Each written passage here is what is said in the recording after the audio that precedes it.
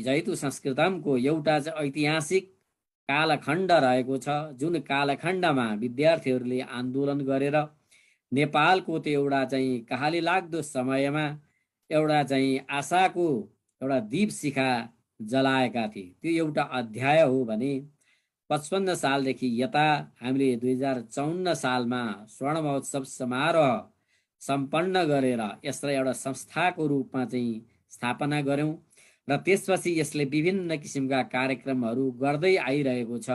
त्यसको अर्को सन्दर्भ रहेको छ। यसको ऐतिहासिक सन्दर्भ जहाँसम्म छ, यसमा चाहिँ नेपालको हरेक इतिहासमा जयतु संस्कृतम आन्दोलनको चर्चा गरिएको पाइन्छ। इतिहास मात्र नभएर इतिहाससँग जोडिएका अनेक काव्य कृतिहरूमा पनि जयतु संस्कृतम जोडिएको छ। त चाहिँ संस्कृत महाकाव्य एउटा चाहिँ हरिप्रसाद आचार्यजीले लेख्नुभएको संस्कृत महाकाव्य, त्यस्तै गरिकन मन्थलेजीले लेख्नुभएको संस्कृत महाकाव्य र अरू पनि केही काव्य कृतिहरूमा जयतु संस्कृतम आन्दोलनको विषय चाहिँ चर्चामा रहेको चाहिँ छ। त्यस्तै अरू किसिमका लेख रचनाहरूमा पनि जयतु संस्कृतम विभिन्न कोण प्रतिकोणबाट जोडिँदै आएको छ। यसको महत्त्व त्यो ऐतिहासिक कालखण्डमा ज्यादै कठोर शासन रहेको थियो, मानव अधिकार थिएन, सङ्घ सङ्गठन गर्ने कुनै किसिमको अवसर थिएन, कुनैमा चाहिँ लेख्ने बोल्ने स्वतन्त्रता थिएन, एउटा सामान्य पुस्तक छपाउन पनि अनुमति लिनु पर्थ्यो, साहित्यिक कार्यक्रम गर्न पनि, कविता वाचन गर्न पनि अनुमति लिनु पर्थ्यो। त्यस्तो समयमा अत्यन्त निस्तब्ध, अत्यन्त चाहिँ सुनसान अवस्थामा संस्कृत छात्रावासमा बस्ने विद्यार्थीहरूले 2004 साल असार 1 गते जयतु संस्कृतम नारा घन्काउँदै आन्दोलनको प्रारम्भ गरेका थिए। त्यो दिन बिहान 10 बजे संस्कृत प्रधान पाठशालाका दुवै ढोकामा चाहिँ 4-4 जना विद्यार्थीहरू सुतेर त्यहाँको पठन पाठनलाई अवरुद्ध गराएका थिए। माथिको पठन पाठनमा पनि त्यसले अवरोध सृजना गरेको थियो र तलको चाहिँ संस्कृत विद्यालयको पठन पाठनमा पनि त्यसले चाहिँ अवरोध गरेको थियो। र त्यसरी अवरोध भएपछि त्यसमा चाहिँ सरकारले तत्कालै ती आन्दोलनकारीहरूलाई नियन्त्रणमा लिएको थियो र त्यसपछि अरू गुटहरूले पनि, अरू ग्रुपहरू गएर फेरि पनि त्यसमा चाहिँ अवरोध सृजना गरेको थियो। र यसरी त्यो दिन चाहिँ करिब 30-35 जना विद्यार्थीहरू गिरफ्तारीमा परेका थिए र हनुमान ढोकामा थुनिएका थिए। त्यहाँ एउटा चाहिँ रमाइलो पनि गर्छन्, राजेश्वर देवकोटाको हात सानो, अर्को एकजनाको पनि हात सानो भएको हुनाले त्यो हात दुईजनालाई मिलाउँदाखेरि पनि चाहिँ हतकडी चाहिँ ठिक भएन अरे भनेर चाहिँ अहिले पनि कुरा गर्छन् बुढापाकाहरू। र त्यसरी सबैलाई हतकडी लगाएरै लगेको थियो र पछि कता कता के कुरा भयो, ब्राह्मणका छोराहरूलाई यसरी चाहिँ हतकडी नै लाउनु पर्ने अपराध त गरेका होइनन् भन्ने पनि कुरा भयो। पछि हनुमान ढोकाभित्र चाहिँ हतकडी पकाइयो भन्ने पाइन्छ। र त्यसपछि राति 11 बजे मात्रै हनुमान ढोकाबाट तिनीहरूलाई छोडियो र राति चाहिँ 11 बजे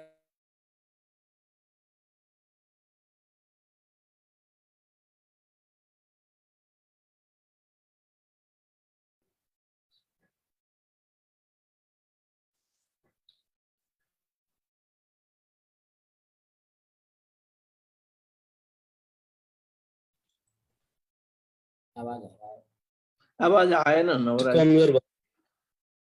नेट कमजोर भयो जस्तो छ। मुकुन्दजी अर्को अगाडि बढौँ। यो उहाँले सुरु गरेको थोरै सन्दर्भ हजुरले नै जोडिदिने पो हो कि? हुन्छ, उहाँ जोडिनु भयो भने नवराजजी म तपाईको अपुरो काम म गरौँला नि त। मेरो बोल्दा बोल्दै विच्छिन्न भयो। ल अब यसलाई छुट्याउँछ। अब त्यसपछि यो आन्दोलन चर्किएर 10 दिनसम्म चाहिँ यो आन्दोलन चलेको थियो। र यसको मूल विशेषता के भने यसको चाहिँ 3टा समूहले काठमाडौँ, भक्तपुर र चाहिँ ललितपुर तीनटै सहरमा चाहिँ भगवते भगवती भिक्षाम्येति भन्दै भिक्षा मागेका थिए र अहिले जयतु संस्कृतमको नारा चाहिँ उरालेका थिए। त्यसले चाहिँ पुरै काठमाडौँलाई चाहिँ जुरुक्क जुरुक्क उठाएको अवस्था थियो भने राणाहरूको चाहिँ एउटा चाहिँ विरोधमा आवाज चाहिँ भित्रभित्रै चाहिँ चर्किरहेको अवस्था थियो। र ती विद्यार्थीहरूका आफ्ना दाजुभाइ, आफ्ना इष्टमित्रहरू नेपाली सेनामा पनि जागिरमा रहेको र यिनलाई कडाउ गर्दै जाँदाखेरि सेनामा समेत प्रभाव हुने त्यतिखेरको विश्लेषण भएर अनि त्यो विश्लेषणको आधारमा चाहिँ 10 दिनपछि चाहिँ राणा सरकारले विद्यार्थीहरूसँग सहमति गर्न चाहिँ चाहे र चाहिँ वार्ता अगाडि बढ्यो र 3वटा मुख्य मागहरू भए र त्यो आन्दोलनको कार्यान्वयन गर्न चाहिँ 25 महिनामा पनि फेरि आन्दोलन भयो र त्यस 38 जना विद्यार्थीहरू देशकालामा पर्नुभयो। यो आवाज कहीँबाट आछ, कृपया बन्द गर्नु होला, अनम्युट गर्नु होला। त चाहिँ 38 जना विद्यार्थीहरूलाई छात्रावासबाट काठमाडौँबाट निष्कासन गरियो। ती निष्कासनमा परेका विद्यार्थीहरू काठमाडौँबाट सोझै बाहिर गएनन्। उनीहरू चाहिँ काठमाडौँबाट चाहिँ ग्रुप भएर चाहिँ कोही चाहिँ नुवाकोटका चाहिँ गाउँ बस्ती हुँदै, धादिङका गाउँ बस्ती हुँदै, गोर्खाका गाउँ बस्ती हुँदै, लमजुङको गाउँ बस्ती हुँदै, तनहुँको गाउँ बस्ती हुँदै, कास्कीको गाउँ बस्ती हुँदै, त्यहाँ उता पर्वतको छेउछाउ हुँदै, यिनीहरू चाहिँ यी विभिन्न पाल्पा हुँदै, यी विभिन्न चाहिँ 8-10 जिल्लाहरू हुँदै उनीहरू चाहिँ बुटवलमा जम्मा भएर बनारस चाहिँ प्रस्थान गरेका थिए। त्यसले चाहिँ के भयो भने पूर्वी नेपालमा बिपी कोइरालालाई थुनेर पहाडको बाटो चाहिँ काठमाडौँ ल्याइएको थियो। त्यसले चाहिँ पूर्वी नेपालमा एउटा नयाँ तरङ्ग हलचल आएको थियो आन्दोलनको पक्षमा, परिवर्तनको पक्षमा। भने पश्चिम नेपालमा चाहिँ जयतु संस्कृतमका आन्दोलनकारीहरूले गाउँ बस्तीमा जयतु संस्कृतमको नारा घन्काउँदै जाँदाखेरि विद्यार्थीहरूमाथि यस्तो अन्याय भयो रे, विद्यार्थीहरूलाई देश निकाला गरे रे, यिनीहरू त देश छोडेर जाँदैछन् रे भन्ने हल्ला भयो र त्यसले राणाहरूको विरुद्धको एउटा मानसिकतामा झन् चाहिँ ऊर्जा थप्ने काम गर्यो र ती विद्यार्थीहरू बनारसमा गएर विभिन्न आन्दोलनमै संलग्न रहे र धेरै जसो मानिसहरू नेपाली काङ्ग्रेसमा संलग्न रहे भने कतिपयले जयतु संस्कृतम महासभा कार्यान्वयन महासभा यस्तो गठन गरेर छुट्टै पार्टीको रूपमा आन्दोलन चलाउनु पर्छ भन्ने मत र त्यो अनुसारको काम पनि गरे भने कतिपय चाहिँ कम्युनिस्ट पार्टीमा र कतिपय चाहिँ काङ्ग्रेस पार्टीमा रहेर 2007 सालको क्रान्तिमा चाहिँ मेचीदेखि महाकालीसम्मका मोर्चाहरूमा तिनै विद्यार्थीहरू अग्रपङ्क्तिमा रहे। कारण के थियो भने त त्यहाँ चाहिँ धेरै जसो उत्तर मध्यमा र चाहिँ शास्त्रीका विद्यार्थीहरू पढेका थिए, किन नेतृत्व त तिनले गरेका थिए। आचार्य पढ्दै गरेका विद्यार्थी, शास्त्री पढ्दै गरेका विद्यार्थी जस्तो काशीनाथ गौतम, श्रीभद्र शर्मा, राजेश्वर देवकोटा, कमलराज रेग्मी, अच्युतराज रेग्मी, अच्युतजी त निष्कासनमा पर्नु भएको थिएन। अनि त्यसपछि आएर चाहिँ पद्मशङ्कर अधिकारी, यस्ता नेताहरू जो चाहिँ शास्त्री आचार्य गरेका व्यक्तित्व हुनुहुन्थ्यो। त्यसले गर्दाखेरि उहाँहरूले चाहिँ बोल्न सक्ने, लेख्न सक्ने, भाषण गर्न सक्ने, सङ्गठन गर्न सक्ने त्यो क्षमता भएको हुनाले उहाँहरूको चाहिँ पूर्वदेखि पश्चिमसम्म विभिन्न मोर्चामा उहाँहरू रहेर 7 सालको आन्दोलनलाई अगाडि बढाउनु भयो र चाहिँ कतिपय साथीहरू भूमिगत भएर काठमाडौँ आएर छात्रावास चाहिँ सम्पर्क गरेर राजा भागिसकेपछि राजा फर्काऊ भन्ने आन्दोलनमा छात्रावासबाटै चाहिँ जुलुस निस्किएको थियो। यसरी चाहिँ भित्रबाट पनि जयतु संस्कृतमका विद्यार्थीहरूले 7 सालको आन्दोलनलाई सहयोग गरे भने बाहिरबाट पनि जयतु संस्कृतमका विद्यार्थीहरूले आन्दोलनलाई सहयोग गरे। यसरी 2007 सालको क्रान्तिमा जयतु संस्कृतमको चाहिँ एउटा ठुलो योगदान रहेको छ, प्रत्यक्ष योगदान पनि रहेको छ, परोक्ष योगदान पनि रहेको छ, जनमत निर्माणको निमित्त पनि योगदान रहेको छ, एउटा चाहिँ आन्दोलनको तरङ्ग ल्याउनुको निमित्त पनि योगदान रहेको छ र यस्तै चाहिँ मनोभावना निर्माणको लागि पनि योगदान रहेको छ। यसरी राणाहरूको पनि विरोध गर्न हुँदो रहेछ, गर्न सकिँदो रहेछ र यसरी देश निकाला हुँदाखेरि पनि उनीहरूले माफी मागेनन् भनेर यस्तो किसिमको एउटा चाहिँ दह्रो मनोविज्ञान पनि त्यसले चाहिँ निर्माण गरेको थियो। त्यसो भएर यो चाहिँ हाम्रो जनक्रान्तिको पृष्ठभूमिको रूपमा जयतु संस्कृतम आन्दोलनलाई सबै इतिहासकारहरूले, अरू विभिन्न किसिमका चाहिँ चर्चा उपचर्चाकारहरूले र खास गरिकन विद्यार्थी सङ्गठनका चाहिँ हरेक सङ्गठनको इतिहासमा चाहिँ 1 नम्बरमा जयतु संस्कृतमकै नाम चाहिँ उल्लेख गरेको हामी पाउँदछौँ। जयतु संस्कृतम आन्दोलनभन्दा अगाडि 3 सालमा पनि विद्यार्थीहरूको विद्रोह फुट्न आँटेको थियो, तर त्यसलाई चाहिँ सरकारले चाहिँ नियन्त्रण गर्यो। त्यो चाहिँ बाहिर चाहिँ जयतु संस्कृतम सर्किएर 3टै सहरमा चाहिँ विद्यार्थीहरू चाहिँ घर गाउँ टोल पुग्ने अवस्था बन्न सकेन। त्यसो भएको हुनाले यो जयतु संस्कृतमको चाहिँ ऐतिहासिक महत्त्व रहेको छ, राजनैतिक महत्त्व चाहिँ रहेको छ, सामाजिक महत्त्व रहेको छ। 2004 सालमा विराट कवि सम्मेलन भएको थियो, त्यसमा पनि जयतु संस्कृतमको ठुलो भूमिका थियो र संस्कृतका छात्रहरूले त्यतिखेर चाहिँ पत्रिका पनि सञ्चालन गरेका थिए, भित्ति पत्रिका पनि सञ्चालन गरेका थिए र अनि त्यहाँबाट चाहिँ यो प्रवचन गोष्ठीहरू गर्ने अनि विद्यार्थी सङ्गठनका चाहिँ नियमहरू यो चाहिँ के अरे हाम्रो चाहिँ नियमावलीहरू लेख्ने विधानहरू लेख्ने काम पनि 2004 सालमा भएको थियो र त्यही 4 सालमा नै संस्कृत छात्र सङ्घ नेपाल भन्ने सङ्गठन पनि जन्मिएको थियो र त्यो चाहिँ 2023 सालसम्म चाहिँ त्यसले काम गर्यो र पञ्चायत कालमा चाहिँ त्यो सङ्घ संस्था नियन्त्रण ऐनले चाहिँ त्यसलाई चाहिँ 23 सालदेखि यता चाहिँ अगाडि बढ्न दिएन। यसरी जयतु संस्कृतमको चाहिँ योगदान ऐतिहासिक कालखण्डमा ज्यादै महनीय भूमिकाको रूपमा चाहिँ रहेको हामी पाउँदछौँ। त्यसपछि यो चाहिँ आन्दोलनको रूपमा अगाडि रह्यो र यसले चाहिँ 8 सालमा पनि एउटा आन्दोलन गरेको थियो, त्यही संस्कृत छात्र सङ्घ जयतु संस्कृतम आन्दोलन जसरी चलाएको थियो तिनै विद्यार्थीहरूले 8 सालमा पनि आन्दोलन गरे, 12 सालमा पनि सानो आन्दोलन भएको थियो र 13 सालमा अलि ठुलै आन्दोलन भयो। जयतु संस्कृतम 2 आन्दोलन भयो र छात्रावासमा ठुलो सङ्कट आएको थियो।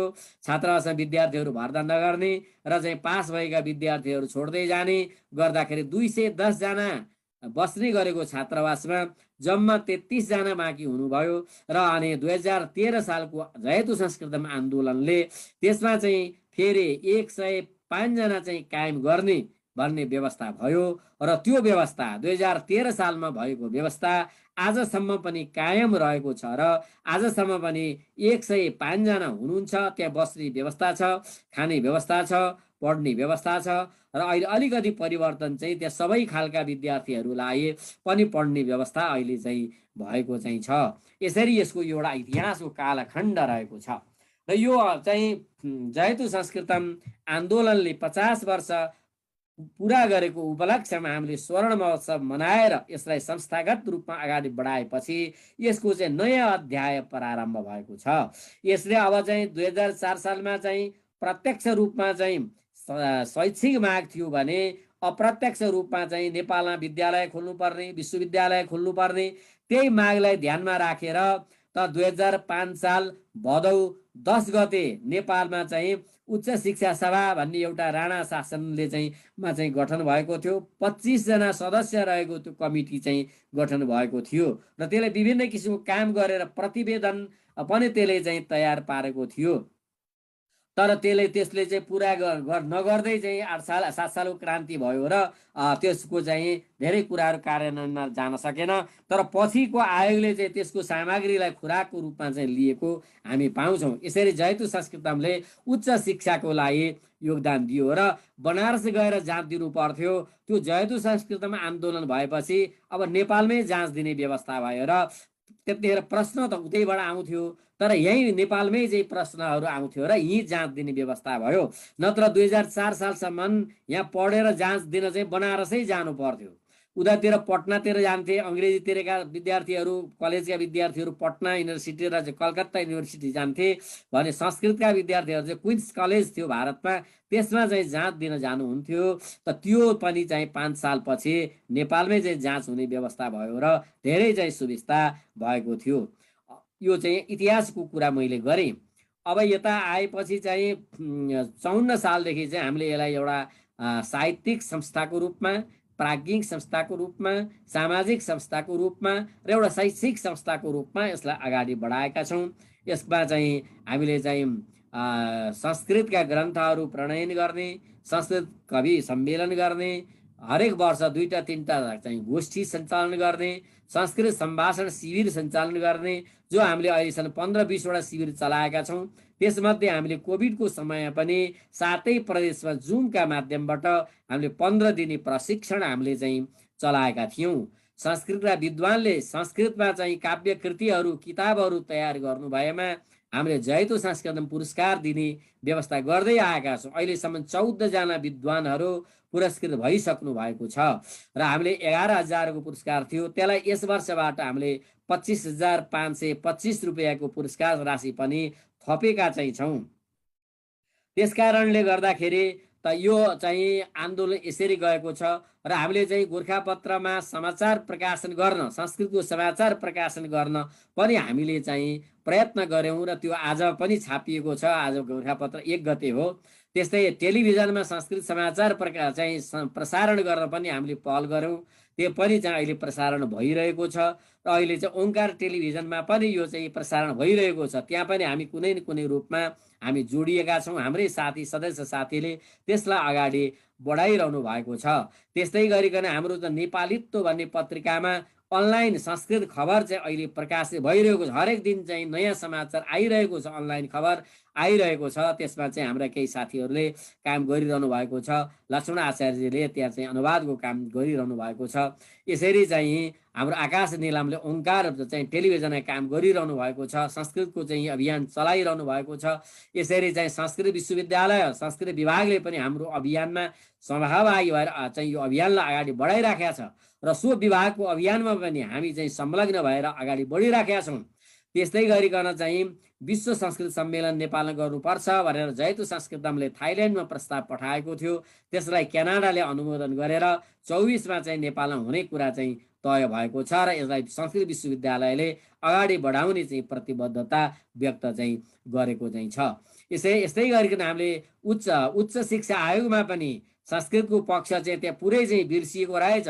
हामीले आवाज उठाएर हाम्रा सारा चाहिँ दस्तावेजहरू लिखित रूपमा सम्प्रेषण गरेर गोष्ठीहरू सञ्चालन गरेर र आयोगका सदस्यहरूले हाम्रा कुराहरू सुनेर त्यसपछि यसलाई हामीले चाहिँ अगाडि बढायौँ र अहिले चाहिँ त्यो 75 सालमा चाहिँ बुझाएको प्रतिवेदनमा 20 नम्बर र 21 नम्बरको अध्यायमा संस्कृतका विषयहरू, संस्कृतिका विषयहरू, हाम्रा चाहिँ मौलिक चाहिँ विद्याका विषयहरूको चाहिँ समावेश गरिएको छ। त्यस्तै गरिकन हामीले चाहिँ कक्षा 1 देखि 8 सम्म कि स्थानीय विषय, स्थानीय भाषा अथवा संस्कृत विषय लिन पाउने व्यवस्थाको लागि पनि शिक्षा मन्त्रालयलाई, शिक्षा विभागलाई पाठ्यक्रमलाई घचघच्यायौँ र तदनुसार अहिले 1 देखि 8 सम्म स्थानीय भाषाको रूपमा संस्कृत विषय चाहिँ कुनै पनि स्कुलले राख्न पाउने चाहिँ व्यवस्था गरेको छ। त्यस्तै गरी 9 देखि 12 सम्म ऐच्छिक भाषाको समूहमा राखेको छ र चाहिँ 9 देखि 12 सम्म ऐच्छिक विषय संस्कृत लिएर पढ्न पाउने व्यवस्था पनि यसपालि हामीले पहल गऱ्यौँ। अरू साथीहरूले पनि गर्नुभएको छ। यसमा जयतु संस्कृतमले मात्रै गर्यो भन्दैनौँ हामी, धेरै साथीहरू यसमा लाग्नु भएको छ। हामीले धेरै साथीहरूलाई आह्वान अनुरोध गरेका छौँ। त्यसमा राजनीतिक दलका साथीहरूले पनि सहयोग गर्नुभएको छ। अरू चाहिँ स्वतन्त्र शिक्षाविदहरूले पनि सहयोग गर्नुभएको छ। अरू धार्मिक सामाजिक संस्थाले पनि सहयोग गर्नुभएको छ। विद्यालयहरूले पनि सहयोग गर्नुभएको छ। गुरुकुलहरूले सहयोग गर्नुभएको छ। यी सबै साथीहरूलाई एउटा चाहिँ आवाज दिने काम चाहिँ जयतु संस्कृतमले अवश्य पनि गरेको चाहिँ हो। यसरी यो जयतु संस्कृतम वर्तमानमा चाहिँ एउटा प्राज्ञिक संस्थाको रूपमा अगाडि बढिरहेको छ र यसले अहिलेसम्म 23वटा पुस्तकहरू छापिसकेको छ र अब चाहिँ यसले चाहिँ अरू 6-7वटा पुस्तकहरू प्रकाशनको चाहिँ लाइनमा चाहिँ राखेको छ र अरू केही किताबहरू अहिले प्रेसबाट पनि आउँदैछ, भर्खरै आउँदैछ, 2-4 दिनमा आउँछ। र हामीले चाहिँ संस्कृतका नाटकहरू यो चाहिँ शाहकाल यता चाहिँ साह्रै कम रहेछ, त्यसलाई अगाडि बढाउन हामीले नाटक अभियान अगाडि बढाइराखेका छौँ। नाटकको मञ्चनको काम पनि अगाडि बढाएका छौँ। लेखनको काम पनि संस्कृत नाटक लेखनको काम पनि अगाडि बढाएका छौँ। त्यसमा हाम्रो चाहिँ एकाङ्की सङ्ग्रह नै हाम्रो प्रकाशित हुँदैछ। केही समयभित्रै हाम्रो चाहिँ प्रुफहरू रिडिङको काम पनि चलिराखेको छ। त्यस्तै हाम्रो चाहिँ 3-4 र 4-5वटा संस्कृत नाटकहरू हाम्रो प्राप्त भएको छ र त्यसको चाहिँ हाम्रो टाइप पनि भइसकेको अवस्था रहेको चाहिँ छ। एवं रीत्या हामीले चाहिँ अब अर्को एउटा संस्कृतको महाकाव्य पनि प्रकाशित हुँदैछ, त्यो पनि प्रेसमा गइसकेको अवस्था चाहिँ रहेको छ। संस्कृतमा के छ जस्तो किताब पनि हामीले प्रकाशित गरिसकेका छौँ। उत्तर महाभारत जस्तो महाभारत कालदेखि यताको समयलाई चाहिँ समाहित गर्ने गरिकन विश्व सभ्यता र विश्व संस्कृतिलाई समाहित गर्ने गरिकन 2 लाख श्लोकमा चाहिँ एउटा चाहिँ स्तरीय एउटा चाहिँ कृति तयार गर्ने अभियान पनि हामीले चलाएका छौँ। त्यो पूर्ण त भइसकेका छैन, तर 30-40 हजार श्लोक त्यसमा पनि काम भइरहेको छ र त्यसलाई पनि हामीले अब अलि नयाँ मोडलमा चाहिँ अगाडि बढाउने भन्ने चाहिँ कुरा हामीले चाहिँ प्रस्तुत गरेका छौँ। यसरी जयतु संस्कृतमले विभिन्न कुराहरू अगाडि बढाइराखेका छ। अब यो शिक्षालाई अगाडि बढाउनको निमित्त, हाम्रो मौलिक संस्कृतिको पहिचानको निमित्त हाम्रो मात्रै भूमिकाले पर्याप्त हुँदैन, त चाहिँ राजनीतिको भूमिका ज्यादै महत्त्वपूर्ण हुन्छ। किनभने नीतिमा नआइकन कुनै पनि कुराहरू अगाडि बढ्न सक्दैन, कुनै पनि कुराले बजेट प्राप्त गर्न सक्दैन। त्यसो भएको हुनाले त राजनीति, राज्यको नीति पनि राजनीति हो, राजाको नीति पनि राजनीति हो, अनि नीतिहरूको राजा पनि राजनीति हो। होइन। अरू विभिन्न किसिमका नीतिहरूको राजा पनि राजनीति हो। राजनीतिक वृत्तले चाहिँ यो सांस्कृतिक क्षेत्रलाई अलिकति चाहिँ सकारात्मक रूपमा नहेरिकन पार्टीहरूका आफ्ना घोषणा पत्रमा संस्कृत हाम्रो मौलिक साहित्य हो, मौलिक चिन्तन हो, मौलिक दर्शन हो, मौलिक चाहिँ संस्कृति र सभ्यता हो भनेर पार्टीहरूले ग्रहण नगरुन्जेल यो चाहिँ अब राज्यको नीतिमा पनि छिर्दैन, यो चाहिँ अब बजेटमा पनि छिर्दैन, सरकारको नीति र कार्यक्रममा पनि छिर्न गाह्रो हुन्छ। त्यसो भएको हुनाले हामीले चाहिँ पार्टीका प्रतिनिधिहरूलाई पनि डाकेर उहाँहरूलाई पनि यो विषयमा केही बोलिदिनुहोस्, केही धारणा राखिदिनुहोस् भनेर आग्रह गरेका हौँ। किनभनेदेखि त अब पार्टीहरूले चाहिँ आफ्ना आफ्ना घोषणा पत्रमा संस्कृतिको सवाल अगाडि बढायो भने त्यो चाहिँ स्थानीय निकायमा प्रवेश पाउँछ, त्यसले स्थानीय चाहिँ हाम्रो चाहिँ प्रदेश सरकारमा प्रवेश पाउँछ, त्यसले त्यस्तै हाम्रो चाहिँ सङ्घीय सरकारमा प्रवेश पाउँछ त्यसले। त्यसो भएको हुनाले यो ज्यादै नै चाहिँ महत्त्वपूर्ण कुरा चाहिँ रहेको छ। त्यस्तै गरिकन चाहिँ अब राजनीतिक पार्टीहरूको चाहिँ घोषणा पत्रमा अलिकति सांस्कृतिक कुरा त छ, अलिकति चाहिँ अब यो पर्यटनहरूको विकासको कुरा त छ, तर अलिकति हाम्रो नेपालको एउटा संस्कृति आध्यात्मिक कुरा हो होला। हामी कहिले अध्यात्मवादलाई नमानौला, कहिले मानौला, तर नेपालको मूल प्रवृत्ति, नेपालको मूल पहिचान भनेको नेपालको चाहिँ अध्यात्मवादी संस्कृति हो। त्यो अध्यात्मवादी संस्कृतिले नै हामी सारा नेपालीहरूलाई एकतामा बाँधेको हो, सहिष्णुतामा बाँधेको हो, सद्भावनामा बाँधेको हो। जुन दिन हाम्रो चाहिँ अध्यात्मवादी संस्कृति चाहिँ विच्छिन्न हुन्छ त्यतिखेर बल्ल हामीलाई थाहा हुन्छ कि हामी कसरी चाहिँ टुक्रिन्छौँ, कसरी हामी परस्पर द्वेषको भावना फिजाउँछौँ भन्ने कुरा। त्यसो भएको हुनाले राजनैतिक पार्टीहरूले पनि यो नेपालको मौलिक पहिचान हो अध्यात्मवादी संस्कृति, हाम्रो चाहिँ सांस्कृतिक महत्ता चाहिँ हाम्रो चाहिँ मौलिक पहिचान हो। हाम्रो चाहिँ जस्तो यहाँ चाहिँ हाम्रो चाहिँ सांख्य योग, योग दर्शन, त्यसपछि गएर चाहिँ हाम्रो चाहिँ यो चाहिँ गोरखनाथको नाथ सम्प्रदायको चाहिँ दर्शन, हठ योग, यी विभिन्न किसिमका चाहिँ दर्शनहरू पनि हाम्रो नेपालको मौलिक दर्शनको रूपमा यिनीहरूको उत्थापन भएको हो। यी दर्शनहरू नेपालकै भूखण्डमा यी दर्शनहरू रचेका हुन्। शुक्ल यजुर्वेदको रचना नेपालमै भएको हो, यो चाहिँ सतवर ब्राह्मणको रचना नेपालमै भएको हो, याज्ञवल्क्य स्मृतिको रचना नेपालमै भएको, यस्ता तमाम ग्रन्थहरू नेपालमा चाहिँ उत्पन्न भएका छन्। त्यसो भएको हुनाले संस्कृतका चाहिँ अखण्ड ग्रन्थहरूको उद्गम भूमि नेपाल, संस्कृत भाषाको उद्गम भूमि नेपाल, तर आज चाहिँ नेपालमै चाहिँ संस्कृत चाहिँ छिछिर दूरको अवस्थामा रहनु परेको छ। जुन चाहिँ भाषाले, जुन साहित्यले, जुन विचारले, जुन चाहिँ चिन्तनले चाहिँ नेपाल बनेको छ, नेपालको संस्कृति बनेको छ, यहाँको चाहिँ सहनशील संस्कृति बनेको छ, सहिष्णु संस्कृति बनेको छ, त्यो लिच्छवी कालमा पनि हामी पाउँछौँ, मल्ल कालमा पनि पाउँछौँ, शाहकालमा पनि पाउँछौँ र हामी गणतन्त्र कालमा पनि पाउँछौँ।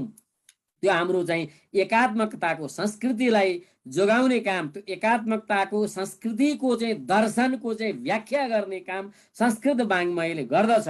त्यसलाई हामीले जोगाउन सकेनौँ भने हाम्रा भविष्यका सन्तानहरू वैचारिक दृष्टिकोणले, दार्शनिक दृष्टिकोणले, संस्कृति र सभ्यताका दृष्टिकोणले नाङ्गै रहन सक्छन्। त्यसो भएर जयतु संस्कृतमले संस्कृत वाङ्मयलाई संरक्षण गर्नुपर्छ, यसको सम्पोषण गर्नुपर्छ, यसलाई राज्यले नै जोगाउने दायित्व निर्वाह गर्नुपर्छ भन्ने आवाज चाहिँ उठाउँदै आएको छ। यो आवाज चाहिँ आजका प्रतिनिधिहरूका माध्यमबाट संसदमा चाहिँ उठोस्, प्रदेश सरकारमा उठोस्, स्थानीय सरकारमा उठोस् र चाहिँ पार्टीहरूको आगामी निर्वाचनमा पार्टीहरूको घोषणा पत्र पनि संस्कृत शब्द चाहिँ परोस्। संस्कृत शब्द त्यहाँ पर्यो भने अवश्य पनि पार्टीहरूलाई पनि त्यसले केही न केही सम्बल दिन्छ, केही न केही शक्ति दिन्छ, केही न केही पवित्रता त्यसले दिन्छ भन्ने यस्तो चाहिँ दृष्टिकोण हाम्रो चाहिँ रहेको छ।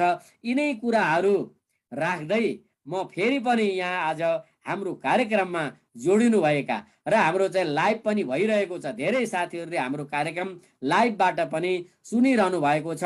ती सबै साथीहरूलाई म फेरि चाहिँ जयतु संस्कृतमको तर्फबाट र मेरो तर्फबाट पनि हार्दिक स्वागत गर्न चाहन्छु, हार्दिक अभिनन्दन गर्न चाहन्छु, हार्दिक प्रणाम गर्न चाहन्छु। जयतु संस्कृतम। विभिन्न विषयलाई संस्कृतमा जोड्दै विद्यावारिधि कार्यक्रममा जोडिनु भएका थुप्रै व्यक्तिहरूको आजबाट कक्षाको उद्घाटन भयो र भोलिबाट त्यो कक्षा सुचारू रूपमा जाँदैछ। त्यसै गरी गएको साल 75 जना त्यसरी विद्यावारिधीमा जोडिनु भएको थियो र हरेक वर्ष 70 देखि 80 सम्मको अनुपातमा त्रिभुवन विश्वविद्यालय अथवा अन्य विश्वविद्यालय र नेपाल संस्कृत विश्वविद्यालयका अनुसन्धाताहरूले विद्यावारिधी स्तरको अनुसन्धान गरिरहनु भएको छ, जसमा केवल संस्कृतको विषयलाई संस्कृतसँग जोड्ने मात्रै कुरा नभएर आधुनिक विभिन्न विषयलाई संस्कृतमा कसरी जोड्न सकिन्छ, अर्थात् अहिलेको अर्थशास्त्रलाई चाणक्यसँग कसरी जोड्न सकिन्छ, कौटिल्यको अर्थशास्त्रसँग कसरी जोड्न सकिन्छ, अहिलेको इन्जिनियरिङलाई हाम्रो स्थापत्य विद्यासँग कसरी जोड्न सकिन्छ, यी आदि किसिमका विषयमा अनुसन्धानहरू भइरहेका कुराहरू म अब गराउन चाहन्छु। र अब म कार्यक्रमलाई अगाडि बढाउने क्रममा मैले यहाँ थुप्रै बीचमा व्यक्तिहरू जोडिरहेको देखेको छु। सबैको म नाम लिन भ्याउँदिनँ होला। यहाँ मैले नेपालको लब्ध प्रतिष्ठित विद्वान विद्यानाथ उपाध्याय जोडिनु भएको छ, संस्कृत अभियन्ता आकाश निलम गोविन्दलाई जोडिरहेको देखेको छु, त्यसै गरी भेषराज घिमिरे, अनि म कृष्ण रिजाल लाई देखिरहेको छु, उपप्राध्यापक कृष्ण रिजाल। म सभापति व्यस्य। सबैलाई नमस्कार। म मौलिक जरोकिलो पार्टीको केन्द्रीय अध्यक्ष सुशील गौतम। अब नामले नै थाहा पाइन्छ कि मौलिक भन्ने बित्तिकै संस्कृतसँग कतिसम्म तादात्म्यता राख्छ भन्ने कुरो हाम्रो नामबाटै बुझिन्छ। त्यसपछि जरो किलो भनिसकेपछि नेपालकै जरो नेपालमै किलो भएको दर्शनवाद सिद्धान्त प्रतिमान यसको आधारमा हामी चलेका छौँ। जयतु संस्कृतमले जुन आन्दोलन थालेको थियो र यो आन्दोलनको उपलब्धि स्वरूप आज जुन प्रविधि प्रयोग गरेर पनि हामी संस्कृतलाई कसरी अगाडि बढाउन सकिन्छ भन्ने विषयमा लिएर राजनीतिक दलको के कस्तो भूमिका हुन्छ भन्ने विषयमा छलफल गर्ने जुन अवस्था आएको छ, यसको लागि जयतु संस्कृतमलाई म हार्दिक बधाई एवं धन्यवाद ज्ञापन गर्न चाहन्छु। मौलिक जरोकिलो पार्टीले नेपालको शिक्षा, अर्थतन्त्र, विज्ञान प्रविधि, धार्मिक, समाज लगायतको समग्र क्षेत्रलाई नेतृत्व गर्छु भनेर खडा भएको हो 2.5 वर्ष अगाडि। भने संस्कृत भाषाले यो विज्ञान प्रविधि, अर्थतन्त्र, समाज, धर्मलाई जोड्छ कि जोड्दैन? यदि जोड्छ भनेदेखि मौलिक जरोकिलो पार्टीले लिएको बाटो सही हो, यदि जोड्दैन भने गलत हो। अब यहाँ यसो चर्चा गरौँ त। संस्कृत भाषा विश्वको सर्वप्राचीन भाषा मध्येको एक हो। यो आज पनि जीवन्त भाषाको रूपमा चलिआएको छ। अस्ट्रेलियाले सन् 2019 मा $37.6 बिलियन विद्यार्थीलाई पढाएको आधारमा उसले आम्दानी गरेको थियो।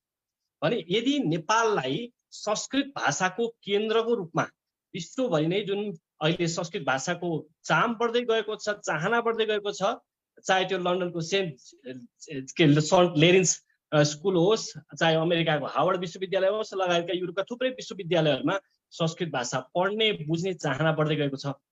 यदि नेपालमा हामीले संस्कृत भाषालाई स्वामित्व बोध गरेर अपनत्व बोध गरेर विश्वको संस्कृत भाषाको केन्द्र चाहिँ नेपाल हो भनेर स्थापित गर्न सक्यौँ भने आज अर्थतन्त्र कमजोर भयो, विदेशी मुद्रा सञ्चितमा कमी आयो भनेर जुन गाह्रो परिरहेको छ, नेपाली युवाहरू विदेश जान बाध्य भइरहेका छन् भने के हुन सक्छ भने युरोप, अमेरिका, क्यानाडा, अस्ट्रेलिया सबै देशहरूबाट चाहिँ जो संस्कृत पढ्न चाहन्छन् ती नेपाल आएर पढ्ने भए, तिनले फी नेपालमा तिर्ने भए, त्यसपछि नेपालको प्रति व्यक्ति आय बढ्दै जाने भयो र नेपालको समग्र आर्थिक उपार्जन बढ्न जान्छ। यसरी आर्थिक दृष्टिकोणबाट हेर्दा पनि संस्कृत ठिक छ। विज्ञान प्रविधिको क्षेत्रमा हेरौँ, गीतामा भगवान श्री कृष्णले अर्जुनलाई सम्झाउने क्रममा एउटा गजबको कुरा के भन्नुभएको छ भने आत्मा भनेको एउटा व्यक्तिबाट अर्को व्यक्तिमा एउटै भए पनि सबैतिर फैलिएको छ। त्यस्तै गरी आकाशसँग तुलना गर्दै के भन्नुभयो चाहिँ आकाश अति नै विशाल भए तापनि सबै पदार्थभित्र छिरेको छ भनेर एउटा श्लोकमा भन्नुभएको छ। यो भनेको क्वान्टम मेकानिक्सको कोपनहेगन इन्टरप्रिटेसनको ठ्याक्कै विश्लेषण हो।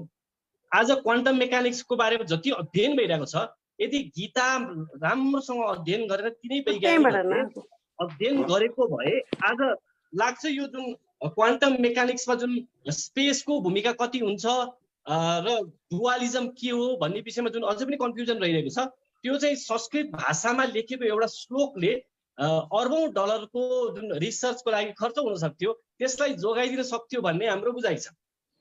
अब सामाजिक रूपमा हेर्दाखेरि नेपाल त विविधतायुक्त समाज छ।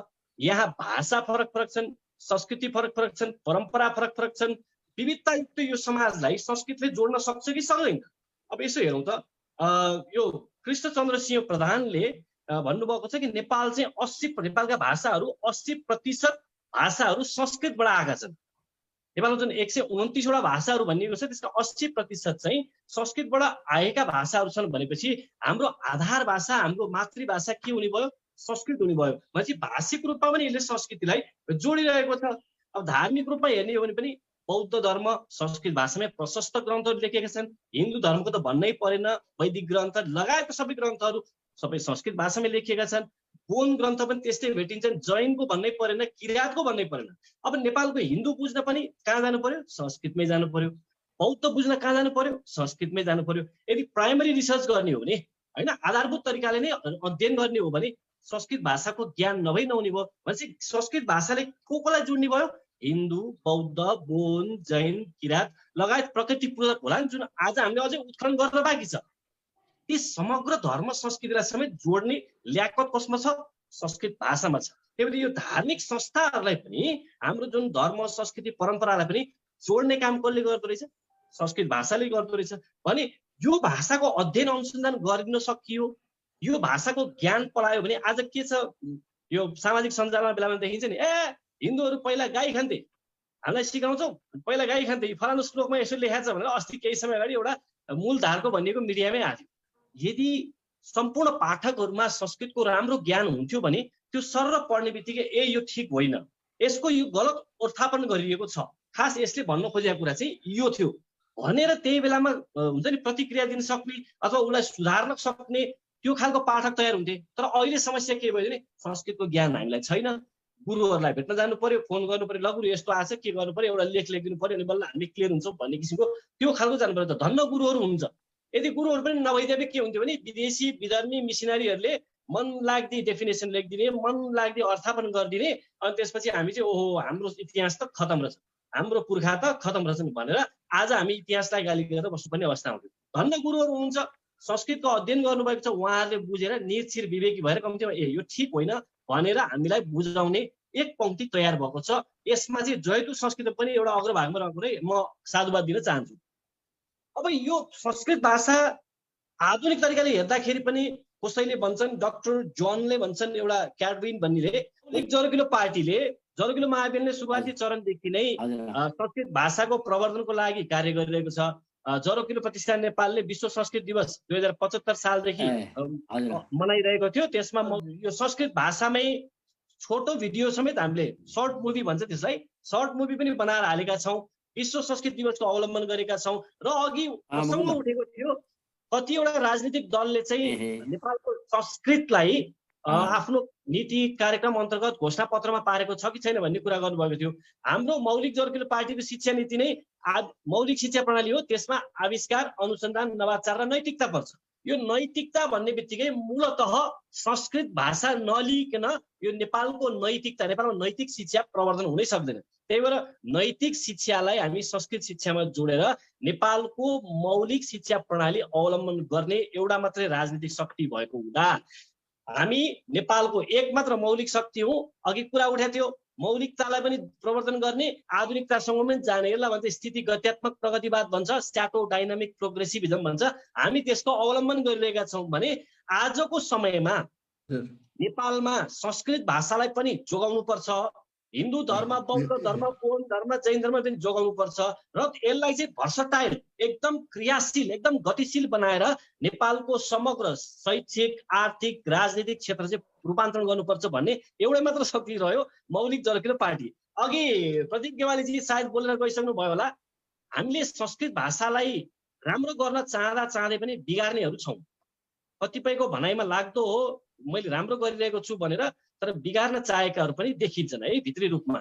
2047 सालमा जब मदन भण्डारी र लीलामणि पोखरेलले संस्कृत भाषालाई विद्यालय शिक्षामा अनुमोदन गराउने भनेर सिग्नेचर गरेर संसदमा गयो, संसदमा गइसकेपछि केही समयपछि फिर्ता लिनुभयो, विरोध आयो अरे भन्दैमा फिर्ता लिनुभयो।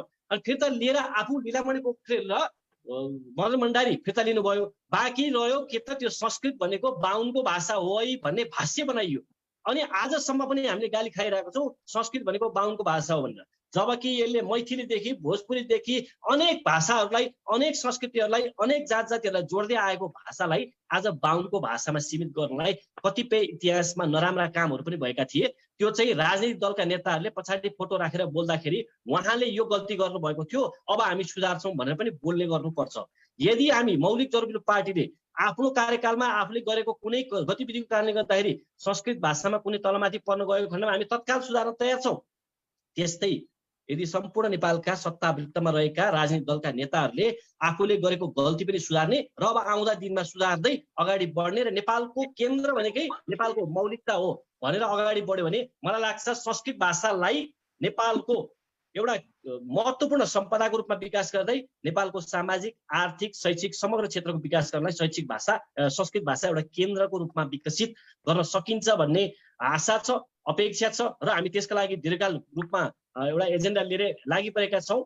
अब अन्तिममा आइपुगे। लास्टमा कुरो के आउँछ भने यो राष्ट्र चलाउने कसरी? के रसियाको लेनिनवाद ल्याएर नेपालको संस्कृत भाषा संरक्षण हुन्छ?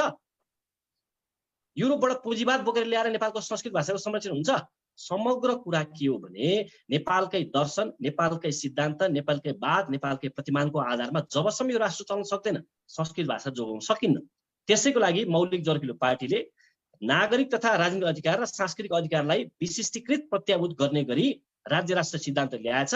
यसैले हो संस्कृत भाषाको संरक्षण, प्रवर्धन र विकास गर्ने भन्दै आजको मेरा केही भनाइ टुङ्ग्याउन चाहन्छु। समय दिनुभएकोमा धेरै धेरै धन्यवाद। नमस्कार। लोकभूतये जयतु संस्कृतं राष्ट्रभूतये जयतु संस्कृतं विश्वभूतये जयतु संस्कृतं विश्वभूतये। जयतु संस्कृतं संस्थाका समादरणीय अध्यक्ष आदरणीय बद्री पोखरेलज्यू, महासचिव डाक्टर नवराज काटेलज्यू, त्यसै गरी कार्यक्रम सञ्चालक आदरणीय अग्रज डाक्टर मुकुन्द प्रसाद लामिछानेज्यू तथा आजको यस विशेष सभामा उपस्थित हुनुहुने विभिन्न राजनीतिक दलका प्रतिनिधि तथा अन्य विशिष्ट सहभागीहरूमा जयतु संस्कृतम शाखा अमेरिकाको तर्फबाट र मेरो व्यक्तिगत तर्फबाट समेत हार्दिक नमस्कार अभिवादन व्यक्त गर्दछु। जयतु संस्कृतम शाखा अमेरिकाले अमेरिकाको क्षेत्रमा र क्यानाडामा समेत संस्कृत भाषा, साहित्य, वाङ्मयको प्रचार प्रसार, प्रवर्धन, विस्तार कसरी गर्न सकिन्छ भनेर कार्ययोजना बनाएर काम गरिरहेका छौँ। यसमा जयतु संस्कृतम शाखाको साथ, सहयोग, सुझाव र प्रेरणा रहिआएको छ र आगामी दिनमा अझै सशक्त भएर कार्य गर्न सक्ने क्षमता, शक्ति मिलोस् र अगाडि बढ्ने साथ सहयोग पनि मिलोस् भन्ने कामना समेत गर्दछु। हाम्रो यस जयतु संस्कृतम शाखाका अध्यक्ष चूडामणि पाठक हुनुहुन्छ भने अन्य सबै सहभागीहरू अहिले फेसबुक मार्फतबाट कार्यकारी सदस्यहरू सुनिरहनु भएको छ। उहाँहरूलाई पनि म हार्दिक धन्यवाद ज्ञापन गर्दछु। आजको कार्यक्रम अत्यन्त महत्त्वपूर्ण र विशेष महत्त्वपूर्ण छ किनकि सबै नीतिहरूको राजा राजनीति हो र जब राजनीतिले सही बाटो समात्छ तब मात्रै भाषा, धर्म, संस्कृति, परम्पराले अगाडि बढ्ने, विकसित हुने, समृद्ध हुने अवसर प्राप्त गर्दछ। त्यसैले नेपालमा संस्कृत शिक्षाको वर्तमान अवस्था हुनुमा राजनीतिक दलहरूले बाटो बिराउनाले राजनीतिक दलहरूले स्पष्ट नीति नलिनाले र राजनीतिक दलहरूले नै संस्कृत विरोधी अभियान ग्रहण गर्नाले नेपालमा संस्कृत शिक्षाको वर्तमान अवस्था हुन पुगेको हो भन्ने हामी सबैलाई थाहा भएकै विषय हो। अब आगामी दिनमा राजनीतिक दलहरूले संस्कृत शिक्षाको समृद्धि, संरक्षण, सम्वर्धन, प्रचार प्रसार र त्यसको प्रयोगमा विशेष भूमिका रहने छ र त्यसको लागि आजको कार्यक्रमले कोसे ढुङ्गाको काम गर्नेछ भन्ने विश्वास लिँदै मेरो आफ्नो 2 शब्द यही अन्त्य गर्दछु र साथमा जयतु संस्कृतम दिवसको यहाँहरू सबैमा हार्दिक शुभकामना व्यक्त गर्दछु। जयतु संस्कृतम।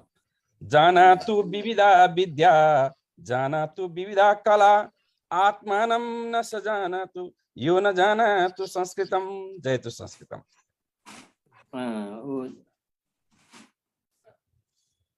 आचार्य पिपलमणि सिग्देलज्यूलाई धेरै धन्यवाद, जो आफ्नो देशभन्दा 7 समुद्र पारी रहेर पनि जयतु संस्कृतम संस्थासँग जोडिएर, संस्कृतका अभियानहरूसँग जोडिएर, अरू विभिन्न धार्मिक कार्यक्रमहरूसँग जोडिएर संस्कृतको सेवा गरिरहनु भएको छ र विश्वभर रहेका हामी सबै नेपालीहरूलाई, हामी जुनसुकै भूखण्डमा बसौँ, भूगोलमा बसौँ, हाम्रो मौलिकता, हाम्रो मूल पहिचान संस्कृत हो र त्यो संस्कृत रहेन भने हाम्रो पहिचान समाप्त हुन्छ।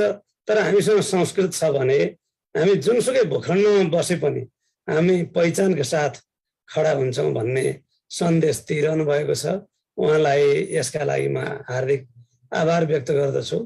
अब 2 जना अतिथि वक्ताहरू जोडिने क्रममा हुनुहुन्छ, त्यसको सङ्केत प्राप्त हुनासाथ म उहाँहरूलाई जोड्ने छु। आकाश निलमजीको प्रस्तुति बिचमा भइसक्यो कि भन्ने मैले थाहा पाइसकेको पनि छैन, राम्रोसँग मेरो सञ्चार भएको छैन।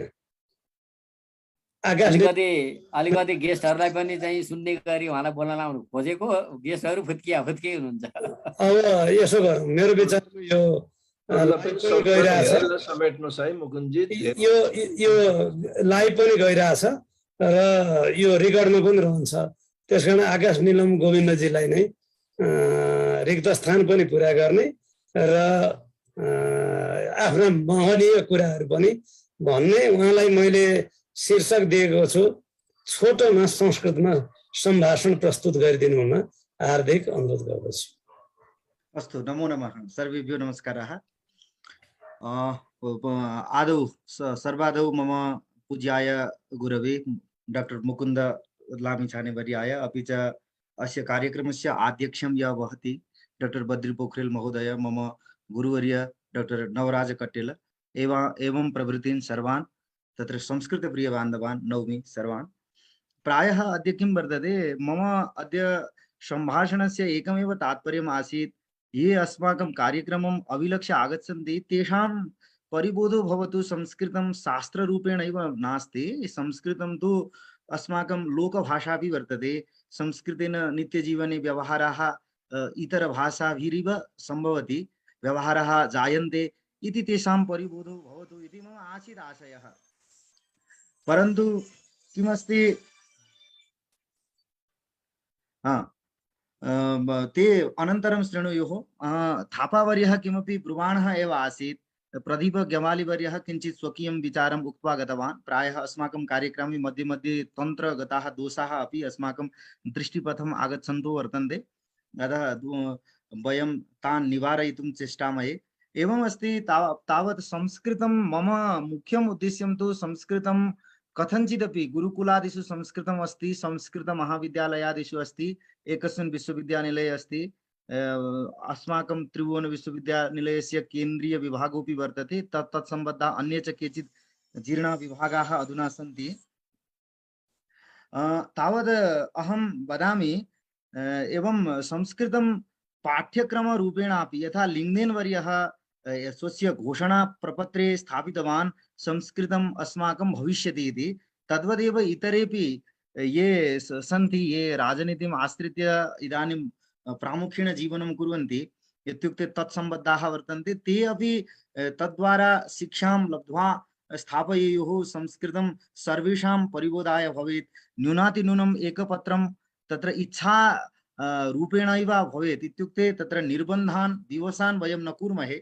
शक्यते चेत् तु अस्माकं याच्या वर्तते प्रथमकक्षातः एव 12 पदवी कक्षां यावत्, 12वीं यावत् संस्कृतं विराजताम् इति, परन्तु तत् न सम्भवति चेदपि छात्र इच्छति चेत् तत्र संस्कृतशिक्षकस्य व्यवस्था भवेत्, संस्कृतस्य जीवन कश्चन पाठ्यक्रमो भवेत् इति तान् अहं श्रावयामि।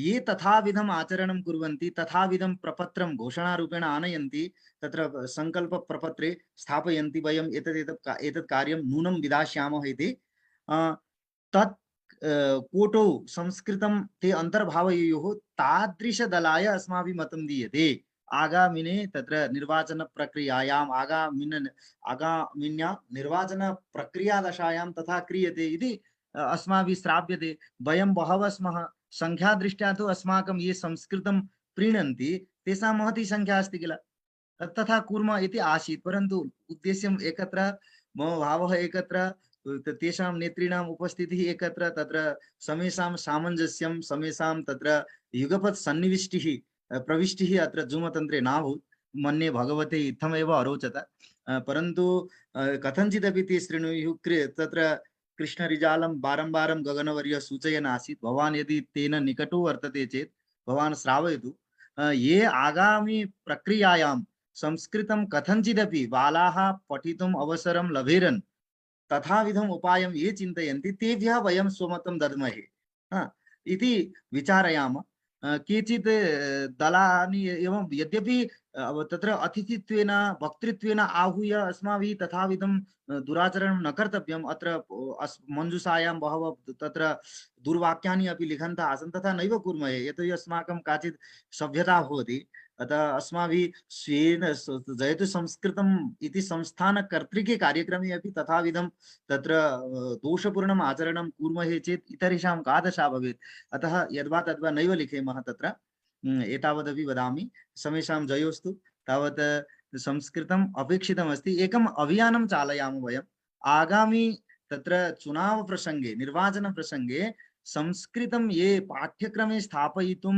तत्र अहमहमिकया तत्र सामग्रेण साकल्येन ये चेष्टन्ते तेभ्यः मतं दद्महे इतरेभ्यो नैव इति एकविधां सङ्कल्पनां वयं कुर्महे अतः यदि एतत् शृण्वन्ति स्म चेत् तेषां किञ्चित् बुद्धिपरिवर्तनं भवति स्म वा संस्कृत तद्वारा संस्कृतक्षेत्रे किमपि महत् क्रान्तिकारी परिवर्तनम् अचिरम् अस्माकं हस्तगतं भविष्यति स्म वा इति आसीत् आशा परन्तु सर्वदा आशया न चलति किल अतः इदानीम् अस्तु एतावत् वदामि अवसरं दत्तवद्भ्यः विशिष्य वद्रिपोखरेल मम गुरुवस्तुतः अस्तु मुकुन्द लामिछाने वर्यः मां बहु चोदयति प्रेरयति सत्कर्मणि अग्रे नयति डॉक्टर नवराज कट्टेल एवं प्रभृतीन् तत्र चन्द्रमणि नेपाल प्रभृतीन् सर्वान् गुरुवर्यान् अन्यांश अत्र सहभागान् सर्वान् नूत्वा अहं विरमामि नमो नमः जयतु संस्कृतं जयतु नेपालदेशः धन्यवादः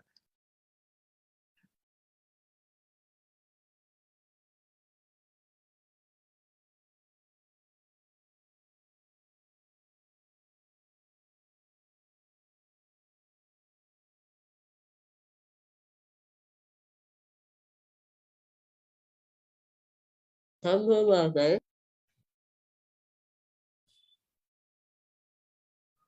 आकाशनीलं गोविंद महाभागम अहम धन्यवाद वचोभिः अभिनन्दामि एतादृशः युवान् यदि राष्ट्रे स्युः तर्हि देशस्य सांस्कृतिकं धार्मिकं जीवनमेव परिवर्तितं स्यात् इति अहं मन्ये एतादृशः युवानः यदि राष्ट्रे भवेयुः शतशः संख्यायां पारिसहस्रम् एतादृश यदि युवानः स्युः तर्हि नेपाल राष्ट्रे किमपि वैदिकं स्पन्दनम् आगच्छेत् पौराणिकं स्पन्दनम् आगच्छेत् औपनिषदं स्पन्दनम् आगच्छेत् पुनरपि मण्डन मिश्रस्य युगम् आगच्छेत् इति अस्माकं विचारः अस्ति तेषाम् उत्साह प्रतिवर्षं वर्धेत ते सर्वेषु एतादृशेषु कर्मसु साफल्यं लभेरन् इति उक्त्वा अहं कार्यक्रमम् अग्रे नेतुं वाञ्छामि। आज यो जयतु संस्कृतम संस्थाको केन्द्रीय समितिले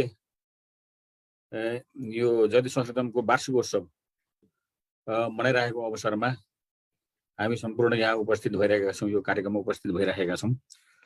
अब आज विशेष जयतु संस्कृतमलाई सम्झने दिन हो यो जयतु संस्कृतमले गरेका सम्पूर्ण कार्यहरूको स्मरण गर्ने दिन भयो हो र आगामी दिनहरूमा पनि हामीहरूले यो जयती संस्कृतम संस्थालाई कसरी कुन रूपमा चाहिँ अगाडि बढाउनु पर्छ भन्ने किसिमको एउटा प्रेरणा हामीहरूले महत्त्वपूर्ण यो राजनीतिक नेतृत्व वर्गबाट चाहिँ हामीले केही पाउन सक्छौँ कि भन्ने आशा र भरोसाका साथमा हामी आज यो कार्यक्रमलाई अगाडि बढाइरहेका छौँ र हामीले केही महत्त्वपूर्ण राजनीतिक कर्मीहरूबाट हामीले यो उहाँहरूको गौरवपूर्ण मन्तव्य श्रवण गरिसकेका छौँ र केही महानुभावहरूको मन्तव्य श्रवण गर्ने कुरामा हामी प्रतीक्षा भइरहेका छौँ र जयती संस्कृतम संस्थाले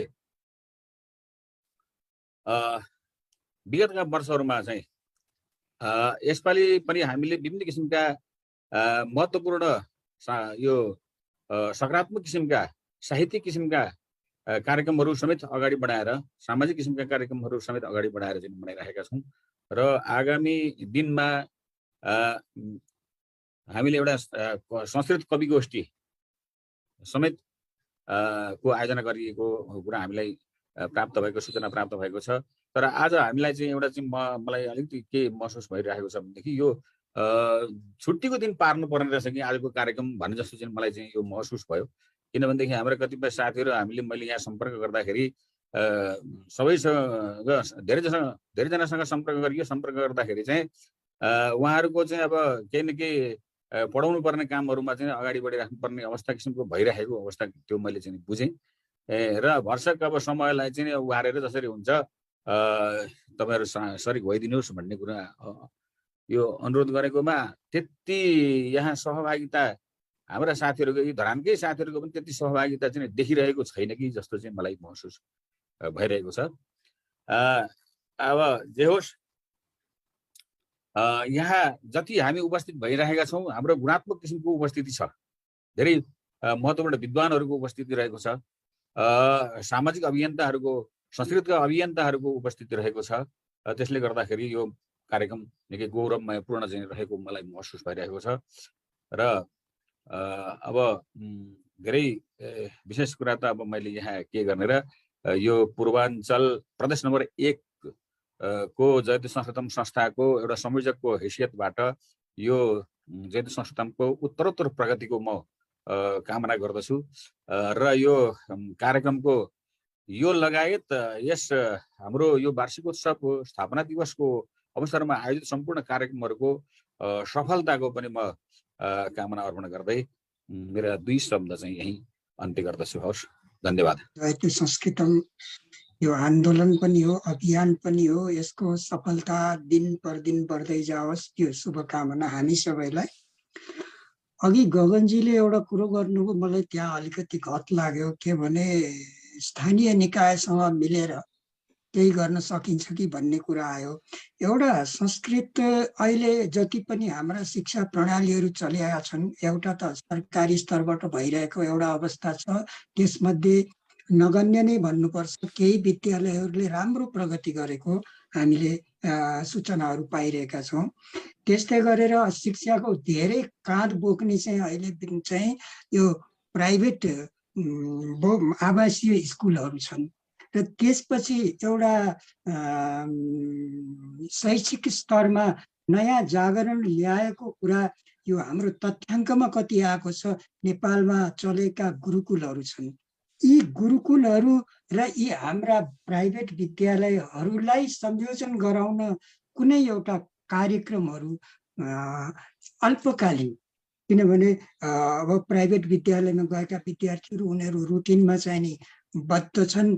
त्यसकारण कमसे कम गुरुकुलका विद्यार्थीहरूलाई त्यो प्राइभेटको चाहिँ नि साइलेन्ट फिचर कस्तो हुँदो रहेछ त्यो देख्ने अवसर र प्राइभेट विद्यालयका अथवा सबै स्थानीय निकायसँग समन्वय गरेर त्यो गुरुकुलमा लैजाने केही विद्यार्थीहरूलाई जति त्यो गुरुकुलले धान्न सक्छ हामीले कमसे कम 7 दिनको अथवा 3 दिनको ज्यादै थोरै होला 7 दिनको जति उनीहरूको पाठ्यक्रममा बाधा नहुने गरी यस्तो किसिमको शैक्षिक एक्सचेन्ज गर्ने प्रक्रिया अपनाउन सके यो संस्कृत शिक्षाको समाजमा अलिकति जुन धारणाहरू आइरहेका छन्, हामी अघि नेतृत्व गर्ने गगनजी लगायतहरूले भन्नुभयो हामीले संस्कृतलाई समाजको रुचिसँग पुर्याउन सकेनौँ कि रुचिसँग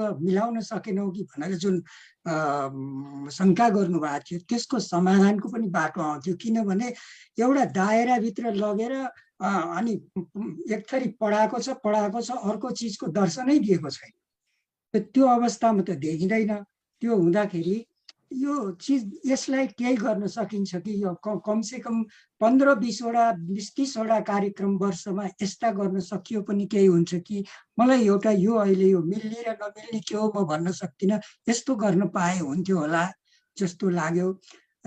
र त्यस्तै गरेर जयतु संस्कृतमले यो सामाजिक संस्कृत भाषालाई सामाजिकीकरण गर्नेमा समाजका विभिन्न तहका मानिसहरूसँग सहकार्य गर्ने काम पनि केही सिग्निफिकेन्टली देखिने केही प्रोग्रामहरू देखाउन सके हुन्थ्यो। र मैले अघि भनेका कुराहरूमा विद्यार्थी मात्रै होइन अभिभावकहरूको पनि केही प्रतिनिधित्व गराउन सकेदेखि त्यो राम्रो हुन्थ्यो कि यो मैले यति नै विचार राखेँ। अहिले यो जयतु संस्कृतमले यसलाई चाहिँ नोट गरोस् भन्ने चाहँदै फेरि म यो कार्यक्रममा पुनः शुभकामना प्रदान गर्छु। हस्, धन्यवाद। नमः सभाभ्यः उपस्थितान् सर्वान् प्रणम्य अद्य जयतु संस्कृतम् इति संस्कृतदिवसस्य हार्दं वर्धापनं विज्ञापयामः। वस्तुतः अहं विलम्बेन तत्र अध्याप्य प्राप्तः, क्षमां प्रार्थयामि सर्वेभ्यः। इदानीं जयतु संस्कृतम् इति संस्थायाः गति वर्तते। एतस्मिन् परिमण्डले विश्वस्मिन् परिमण्डले सर्वेषाम् आयुष्यं सर्वतः अधिकं कच्छपि एव जीवति। अत एव इयं संस्थायाः गति अपि कच्छपि गति वर्तते। सर्वे वदन्ति कथं चलति, वयं शनैः शनैः एव चलामः। अस्माकं संस्कृतस्य विकासाय, संस्कृतस्य प्रचाराय एवञ्च सर्वेषां तत्र सुखकामनाय, संस्कार संवर्धनाय इयं संस्था कटिबद्धा वर्तते। भगवतः पशुपतिनाथस्य सन्निकटे एव इयं संस्था विराजिता वर्तते। तत्रैव वयं अहं सर्वान् तत्र संस्कृतानुरागिणः प्रार्थयामि ते तत्र आगत्य संस्कृतं पठेयुः, संस्कृतं लिखेयुः, संस्कृतं वदेयुः। वयं तादृशान् कार्यक्रमं संयोज्य तत्र तादृशान् कार्यक्रमान् सञ्चालयामः इति कृत्वा अहं सर्वेभ्यो तत्र हार्दं विज्ञाप्य अत्रैव विरमामि। जयतु संस्कृतं, जयतु गुरुकुलं, जयतु नेपालदेशः। हरि ओं तत्सत्। पाठ्यक्रमतः संस्कृत माध्यमेन यत् पाठ्यक्रम प्रचलितम् आसीत् तत् पाठ्यक्रमे तु तस्मिन् पाठ्यक्रमे तु ऐच्छिक विषये तत्र संस्कृत धारे यत् ऐच्छिक रूपेण द्वितीय विषये यत् शिक्षा विषय अपि आसीत् तस्मिन् विषये इदानीं केवलं संस्कृत माध्यमेन संस्कृत माध्यमिक विद्यालयतः यत् प्रचलितं यत् पाठ्यक्रमः अस्ति तस्मिन् स्थले तु केवलं तत्र तु शिक्षायाः लोपं कृतं। तस्मात् कारणात् मम अभिलाषा अस्ति ये अपि किञ्चित् संस्कृत माध्यमेन अपि तत्र पठितुं शक्नुवन्ति छात्राः, ये ते इच्छन्ति किञ्चित् आध्यात्मिक आधुनिक विद्या अपि प्राप्तुं कर्तुम् इच्छन्ति, तेषां सहजीकरणाय पाठ्यक्रमे जयतु संस्कृत माध्यमेन द्वितीय ऐच्छिक विषय अपि किञ्चित् आधुनिक विषय अपि स्थापनीयं कार्यम् अति आवश्यकं। परन्तु मम विद्यालये तत्र बैतडी जनपदे अस्ति। मम विद्यालये तस्मिन् स्थले निकटे अन्यतम साधारण विद्यालय सन्ति स्तः। तत्र द्वौ साधारण विद्यालयौ स्तः। तस्मात् कारणात् तत्र बहवः विद्यार्थिनः तु तत्र न आगत्य तत्र साधारण विद्यालये गन्तुं वाञ्छन्ति। तस्मात् कारणात् संस्कृत विद्यालये विद्यार्थी आगमनस्य अवरोधस्य मुख्य कारणम् एतदपि अस्ति। एतद् मम उत्कट इच्छा अस्ति, एतदेव मम अभिव्यक्ति अस्ति। अस्तु, पुनः पुनः धन्यवादं व्याहरामि। सर्वेभ्यः नमो नमः, प्रणमामि।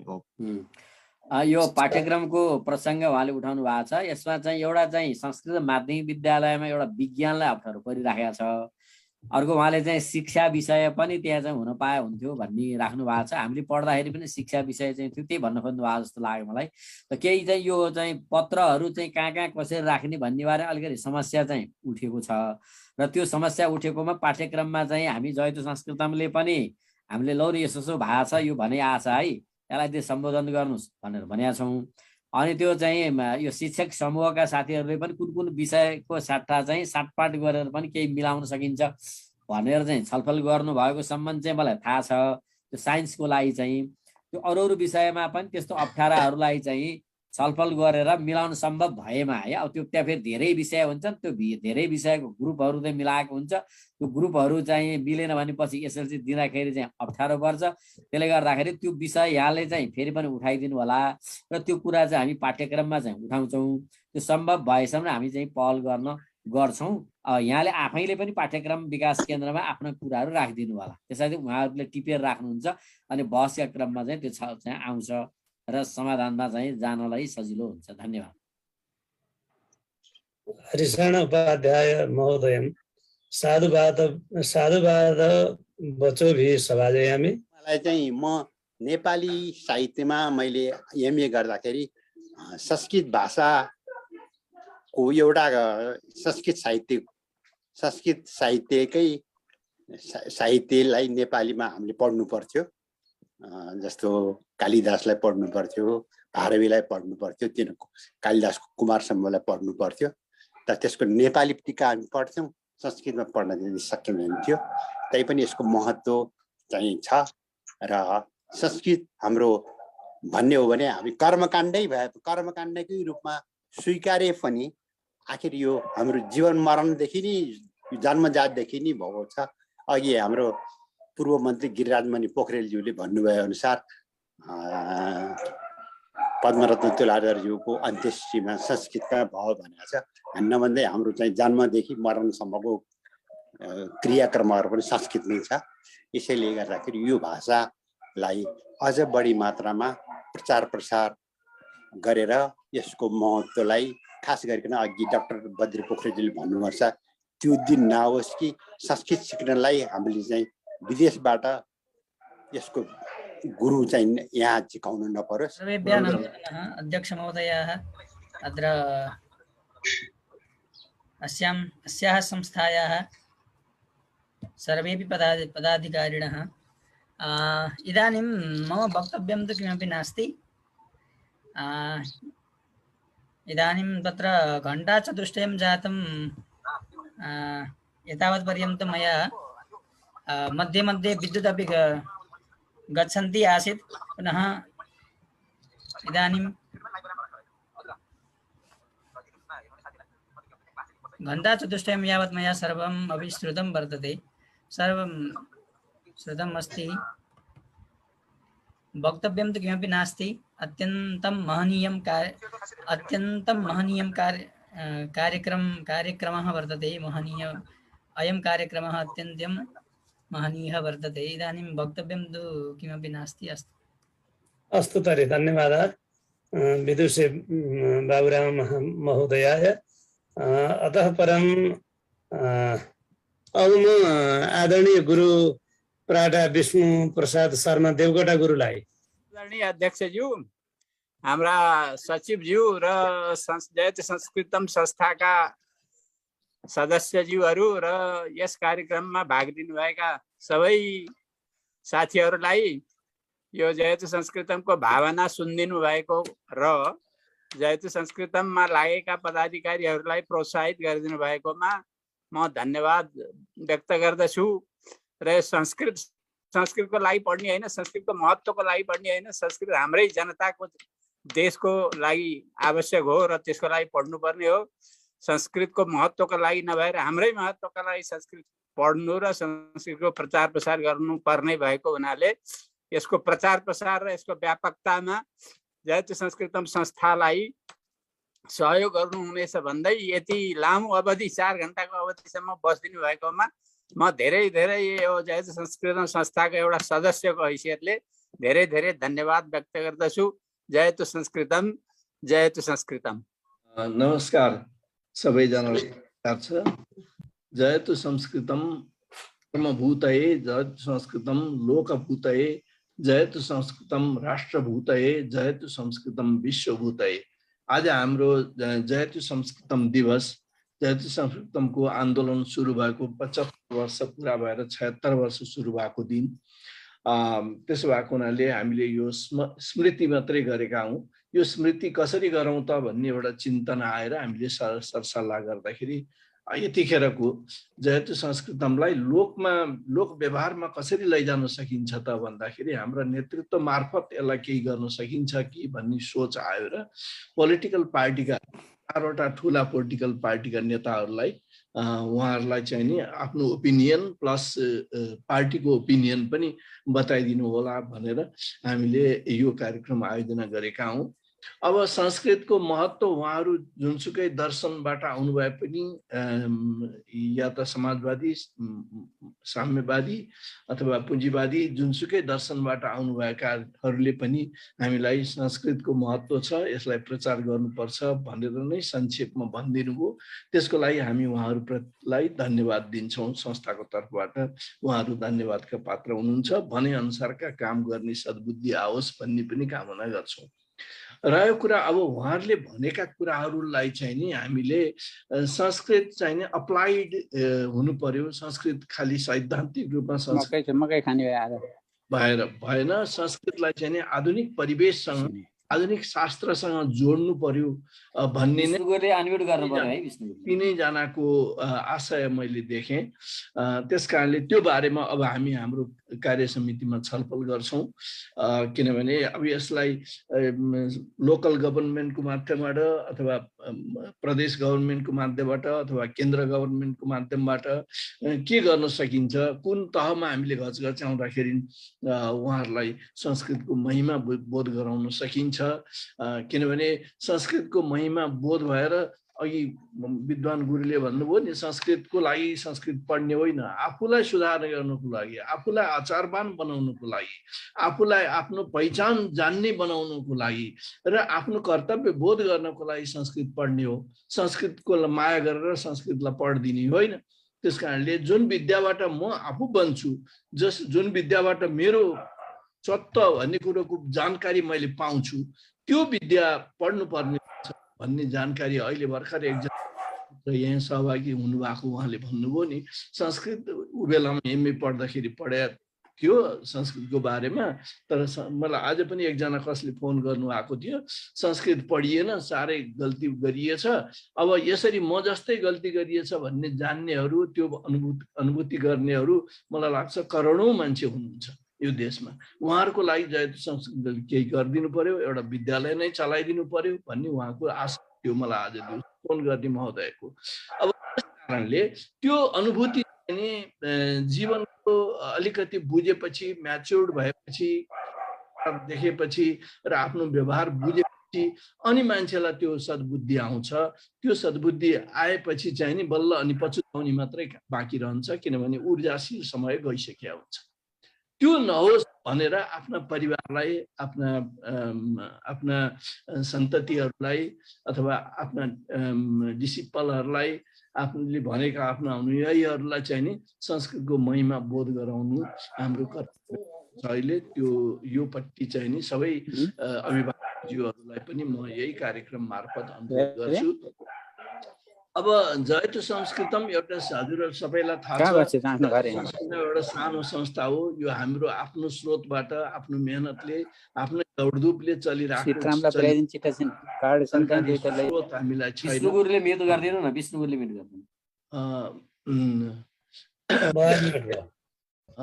त्यस कारणले अब यसलाई चाहिँ नि कसरी अगाडि बढाउने भन्ने कुरा अब हामीले हाम्रो राम्रो मात्रै भनेर हुँदैन, राम्रो कुरालाई प्रचार गरेर, राम्रो कुरालाई समाजमा स्थापित गरेर मान्छेको मन जित्न सक्नु पर्यो।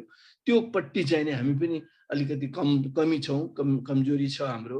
त्यस कारणले त्यो कमजोरीलाई पनि बिस्तारै हामी रिकभर गर्दै जान्छौँ, त्यो कमजोरीबाट पनि हामी मुक्ति खोज्दै जान्छौँ। अब तपाईँहरू सबैको साथ सहयोग चाहियो, किनभने जयतु संस्कृत मात्रै केही होइन। संस्कृत क्षेत्रबाट यदि अब विश्व परिवेश हेर्ने हो भने हामी असाध्य पछाडि छौँ। संस्कृत को जननी देश यही आर्यवर्त हिमालय क्षेत्रबाट हाम्रा ऋषिमुनिहरूले प्रतिपादन गरेको संसारका सबै जनताहरू ऋषिमुनिकै सन्तान हुन्। त ती सबै कुरालाई बोध गराउने हो भने हामीले इतिहास बुझेको हुन्छ। जसले इतिहास बुझ्छ उसले भविष्य निर्माण गर्न सक्छ, जसले इतिहास बुझ्दैन उसले भविष्य बनाउन सक्दैन। यो दिव्य कुरा हो। त्यस कारणले यदि हामीले साँच्चै इतिहास बुझ्ने हो भनेदेखि हामीले हाम्रा शास्त्रहरूको, हाम्रा शास्त्रमा बताएका नियमहरूको आचरण, नियमहरूका अनुशासन त्यो पालना गर्नै पर्ने हुन्छ। त्यसको लागि अलिकति भए पनि एउटा सानो प्रयास मात्रै हो जयतु संस्कृतमको, यहाँहरू सबैको साथ सहयोगले मात्रै त्यो कार्य सम्पन्न हुन सक्छ। अब यही कुरा भनेर यहाँहरूले यो कार्यक्रममा जोडिदिनु भयो। यहाँहरू सबैलाई कृतज्ञता निवेदन धन्यवाद अर्पण गर्छु। र विशेष गरेर आज चौथो हामीले राजेन्द्र लिङदेनलाई बोलाएका थियौँ। उहाँको के डेलिगेसनले गर्दाखेरि प्रधानमन्त्रीकै अफिसमा म एकछिन बाहिर आएर तपाईँको फोनको सम्बोधन गरेको हुँ। म चाहिँ नि यहीँ घनीभूत छलफलमा छु। त्यसले गर्दाखेरि अझै यो छलफल आधा घन्टाभन्दा बढी जान्छ। तपाईँहरूलाई मैले 4 बजेभित्रको समय दिएको हुँ। त्यो नसक्ने भएको हुनाले क्षमा प्रार्थी छु। म कुनै पनि बेला तपाईँहरूसँग जोडिएर यो बारेमा कुरा गर्नेछु भनेर उहाँ अफिसमै आउने, भेटेरै कुरा गर्ने त्यो बाचा बन्धन चाहिँ उहाँले प्रतिबद्धता जनाउनु भएको छ। त्यस कारणले उहाँदेखि बाहेकका 3 जना हामीले अपेक्षा गरेका नेताहरू आएर हामीलाई आफ्नो पार्टीको तर्फबाट र उहाँहरूको आफ्नो निजी ओपिनियन पनि हामीलाई बताउनु भयो। त्यस कारणले हामीले जे गर्न खोजेका छौँ, हाम्रो यो गोष्ठी, यो जुमबाट जुन भेटघाट हामीले गऱ्यौँ त्यो पुरा भएको छ भन्ने हामीलाई लागेको छ। एउटा मात्रै होइन डाक्टर साहब, 4वटा। हजुर, 4वटा मौलिक जरो किलो पार्टीबाट अध्यक्ष सुशील गौतमजीले पनि बोल्नु भएको थियो। त्यसलाई समेत भन्दा हामीले 4 जनाबाटै सुन्ने मौका पायौँ। अब उहाँहरू 4 जनाले हामीलाई गृह कार्य दिनुभएको छ, हामीलाई होमवर्क छोडेर जानुभएको छ। अब त्यो होमवर्क गर्ने काम चाहिँ हाम्रो जिम्मामा आएको छ। त्यसलाई हामी बहुत शालीनता साथ आफ्नो रिसोर्स क्षमता सबै कुरो हेरेर आगामी दिनमा त्यसलाई परिपूर्ति गर्नेतिर लाग्नेछौँ। यही आश्वासन, यही विश्वास दिलाएर यहाँ सबैजना जुटिदिनु भएकोमा धन्यवाद दिँदै र यो कार्य समितिले यति गरेर तपाईँ साथीहरू जो जुट्नुभयो उहाँहरू सबैलाई पनि कृतज्ञता धन्यवाद दिँदै आजको यो कार्यक्रम विधिवत रूपमा यही समापन भएको जानकारी गराउँछु। जयतु संस्कृतम। जय।